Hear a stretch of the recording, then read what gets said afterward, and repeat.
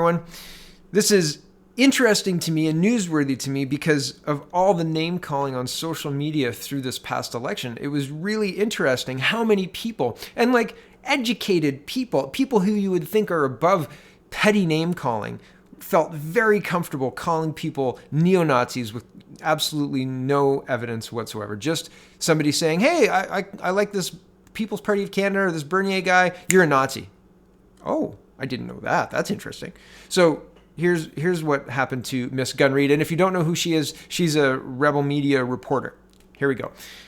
Her tweet says, quote, Dave called me a neo-Nazi on Twitter. That tweet cost Dave $1,200 in damages to me, plus his pinned apology tweet, plus his own legal fees. He wanted our agreement to be confidential. It is not. Don't be a Dave. And here's Dave Barrett's apology. It says, I apologize to Miss Sheila Gunn Reid for my tweet on June 12, 2019, using the term, quote, neo-Nazi. I retract the allegation without reservation and regret any harm that I may have caused to Miss Gunn Reid or her family. I have no basis for making the allegation against her in particular and acknowledge that it is false in regard to her.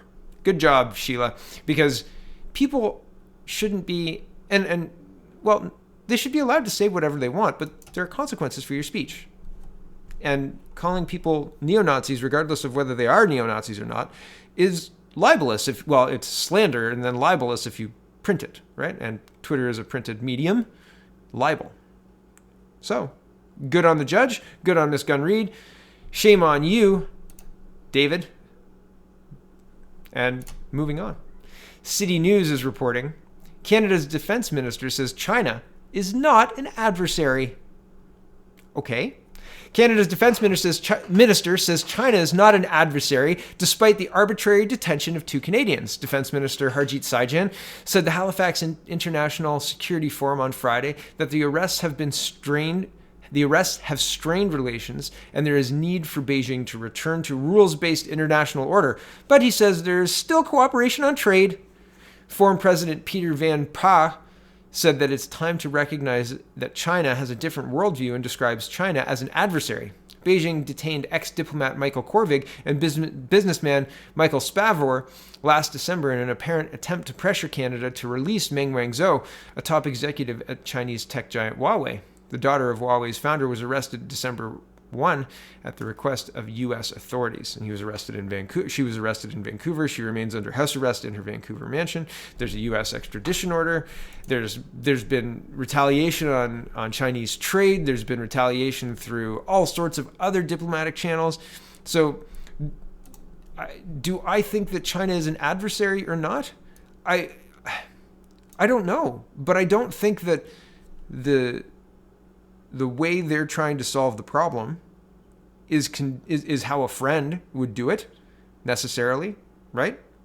So, and there's a whole lot of other concerning things: the money laundering, the inflated real estate, the babies with Canadian citizenship, who are born in Canada and then return to China or wherever they are coming here from to grow up, and then they come back to Canada years later. These things happen. I've heard firsthand accounts of people who have done that. So interesting, right? So, and am I blaming China? Well, have you read Operation Sidewinder? It's not like they're not planning, right? They're making plans. They know what's going on. The world is a more connected place than it's ever been, right? You carry a hot mic and a camera, 2 cameras, one always facing up in your pocket, right? Think about it. And that's not China's fault either. They just happen to make all of that tech. Wave to your laptop camera for me, right? Here's moving on to Canada news or Western Canada news, pipelines and propane. Right? I was almost going to do a King of the Hill meme for this one, but anyway, it doesn't really matter. Here's the Western Standard, and they're saying exclusive CN Rail to send emergency propane shipments to Quebec, and basically the gist of this is that they're sending the propane that is necessary to Quebec. CN Rail is set to launch an emergency trainload of propane on the tracks to Quebec to help with that province's critical shortage, the Western Standard has learned. A WS source says the company's non-union management team is set to roll a 124-car train filled with propane to Quebec. The emergency propane should help ease the shortage that saw the province impose rationing on Wednesday. Meanwhile, with Quebec only hours away from running out of propane, Alberta Premier Jason Kenney has a message for them: build pipelines. And fundamentally, pipelines don't go on strike. Right, and here's the Western Standard reporting yesterday, November 22nd. Teamsters Union could block the emergency propane shipment to Quebec. Wild, right? Here's the important part. The Western Standard source at CN said, quote, "The folks who are on strike, the conductors, are the ones who would be physically coupling and uncoupling the cars, lining switches and setting handbrakes. The engineers who actually operate the locomotives are in a different union and not on strike. This means that while propane may likely be heading east from Alberta to Quebec, rail cars may remain stranded off CN rail main lines at switching yards, unable to move over feeder rail lines to customer facilities for distribution."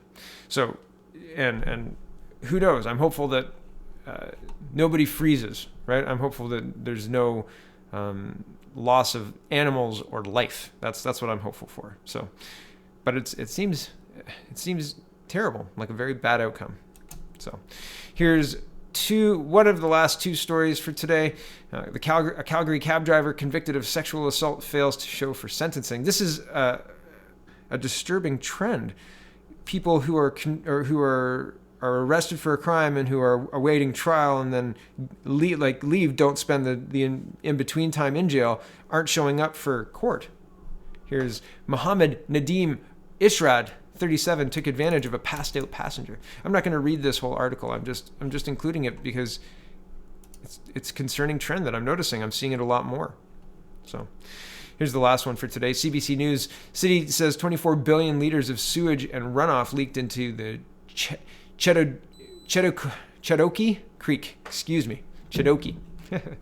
The city of Hamilton says one of its sewage overflow tanks leaked an estimate of 24 billion liters of storm runoff and sewage into the Chadoki Creek over more than 4 years ago. Over more than 4 years. The spill works out to about 4% of the annual volume of flow to the city's wastewater treatment plants, according to a media release. It's kind of horrifying, and it's also really profoundly disappointing and kind of sad that this has happened and that nobody noticed for that amount of time, said Linda Lukasik, executive director of the Environment Hamilton. This will end up going through the courts, and the city could face fines under provincial legislation, she added. Depending on what the ministry's investigation uncovers, we taxpayers may be on the hook for a substantial fine. Residents only learned of the leak, which was allowing untreated wastewater to flow into the creek in July 2018 when the city says staff discovered it.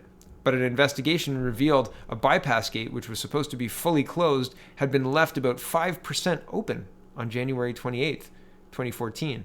Despite extensive investigation, the city has not been able to determine why the bypass gate was opened, says the release. I'm going to just scroll down. The city explained that like many other older cities, Hamilton has a combined sewer system that's used to collect both stormwater runoff and sewage from homes, both of which were leaked into the creek. The waterway flows into the Coots Paradise, a marsh that a variety of agencies have spent millions trying to restore and clean up over many years. Lukasik pointed out that a combined sewer overflow, CSO, tanks are an important part of the massive rehabilitation effort. They work by collecting sewage and runoff during the spring melt or extreme rain event and storing it so it can be processed later. But the leak meant one of the tanks that was supposed to be saving the waterfront from damage was actually storing up harmful material only to release it directly into the water it was supposed to protect. So, yeah. In response to the spill, the city says it has taken several actions, including retaining an external consultant to review the environmental impacts of the leak and make recommendations about how to remediate the creek. The city says the expert work was peer-reviewed by a second consultant, but both people believe that more investigation is required. Staff have also carried out enhanced inspections of all sewage overflow facilities and an inventory of all valves and control points, and reviewed the procedures for the city's response to spills. So this is different than the raw sewage being directly discharged into the St. Lawrence and into the oceans on the west coast, but it is not all that different because it's from the same reason, the same combined system, the same old system that the Harper government had a plan to deal with and be dealt with by 2020, using federal money to support municipalities that needed to modernize. And now we're 4 years past a Trudeau taking over that government. They said, yeah, don't worry about discharging the wastewater, it's fine. And we've got fines that are meant to stop people knowingly discharged being levied against the city. So the city's taxpayer funds. So the city will have to pay these fines that are meant to change a behavior, but there's no behavior to change. There was an error made, and sure, billions of liters and all this other stuff. Yeah, that's terrible. But will finding the city fix that? Could the fines be funded to fix the mistake that was made? Instead of just, oh yeah, we're paying into the fines and here's your tax, here's your money from our tax dollars. And now we're going to also spend the money to fix the problem that was created by the mistake that was made. It just seems like, hey, did you just fall down? Yeah, let me just kick you in the stomach, right? Like, speaking of, did you guys see the video of the Antifa guy standing in front of the big white truck and the guy getting out and